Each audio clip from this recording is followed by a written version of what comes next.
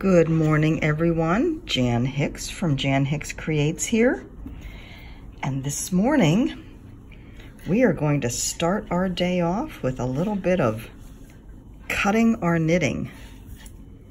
This is my finished, as in the knitting part is finished, Magmatic by Laura Nelkin. Lace weight yarn instead of fingering weight yarn, in yarn that I believe it's Dragonfly Fibers, a bunch of mini skeins that I put together using the magic knot technique, as Laura teaches in this particular pattern, Magmatic. It is, let's see, Monday the 17th, December 17th at 8:10 p.m. You can see in Honolulu at this point at 74 degrees and partly cloudy. Yep, looks like it. So, I am to the point where I need to cut this apart. This was knit in the round, and we will be cutting down the center here to create a scarf rather than a cowl. Now, so Laura created in this pattern a place of just plain stockinette. We're going to be unraveling all of this, and it will create a fringe. Now, it looks like it's going to be awful little fringe, right? But as the knitting gets unraveled, it will be longer.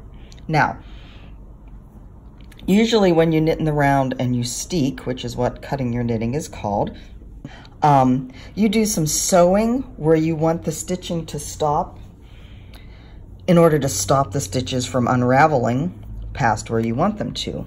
What Laura has done with this particular technique is to use a knit through the back loop stitch as the last stitch before the pattern actually starts. So let's look at this closely. In a regular knit stitch, you have what looks like a V, kind of an open V stitch with a rounded top.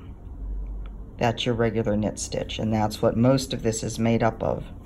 But if you look at the stitch on the end, you can see instead of it being an open V like this here, the bottom is overlapping, it's twisted. And that is going to cause, when I unravel these stitches, it's going to cause the unraveling to stop right there. Now, I did double check up my line to make sure I hadn't knit right through that and forgot to twist that last stitch, and they all looked good. We shall see. So the first thing we're going to do is take the needle out of the live stitches that are still up there. Scissors in hand. Knitting. I'm going to find the center. Now, again, knitting in the round, you always have a beginning of the round marker.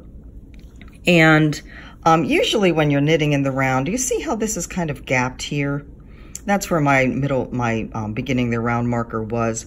Usually you want to pull your stitches a little tighter so that you don't have this, it's called a ladder, up through your knitting. I didn't worry about it today because I knew I was going to be, or on this piece, because I knew I was going to be cutting up that line anyway. All right, so let's make sure we are where we need to be. So this is my cast on. And so right next to it, and I have to say this is a little unnerving doing it on camera, because if I make a mistake, that's what you're going to see. I am cutting my knitting. Gasp. Laura's patterns, I will say, she has videos for all of this in her patterns. She does great video support.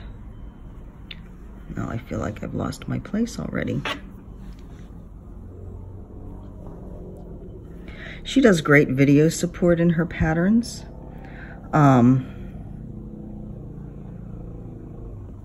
Shoot.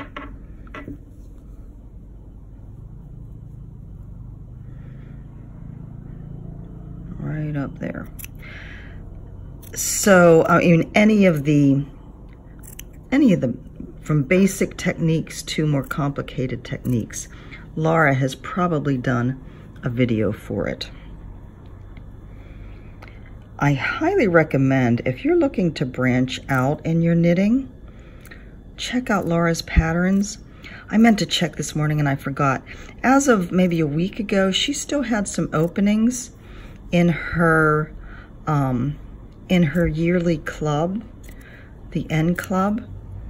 If you're looking, like, what you're going to find with the N Club is that you are going to get an introduction to boutique yarns, indie yarn dyers that you might not otherwise experience. It's a great way to get exposure to different types of yarn. And it's a great way to learn new techniques. Laura provides, like I said, a lot of support. She has a great Ravelry group that is very active. All right, so here we are. Now what we're going to do is start unraveling. And I'm going to start up here. I better get it on screen here at these live stitches. And this is where the bind off ended. The rest of these are live. So now we're just going to unravel, and each one of these lines of yarn is going to stop where that twisted stitch is. You can see where it is on this side.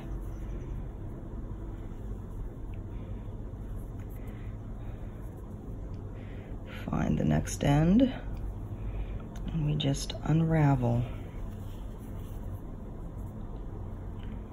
And so I'll be doing that on both sides.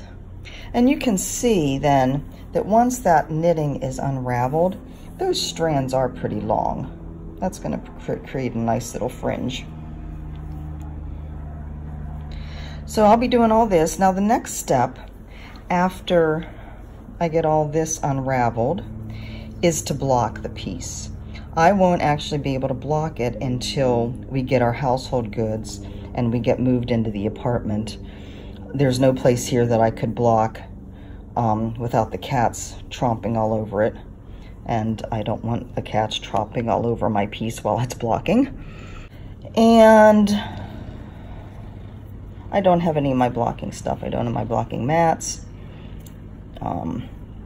So I won't actually be able to block this until probably the end of the month. So you won't really see the finished piece until there. Then I've obviously caught some of the yarns together in the knit when I was knitting. So anyways, that gives you an idea of what's going to happen here. So once I get this all blocked,